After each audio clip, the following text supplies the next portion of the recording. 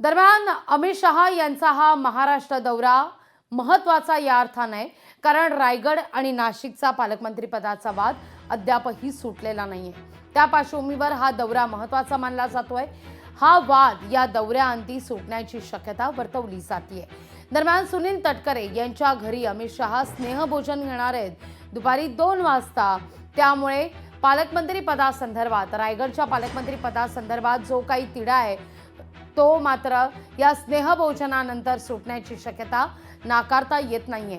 अदिती तटकरे आणि अर्थातच भारत गोगावले यांच्यामध्ये सध्या रायगडच्या पालकमंत्री पदावरून तिढा निर्माण झालाय। तिथं नाशिकमध्ये गिरीश महाजन की दादा भुसे हा गुंता वाढत चाललेला आहे। या सगळ्याचा तिढा अमित शहांच्या या दौऱ्यानंतर सुटण्याची शक्यता नाकारता येत नाहीये।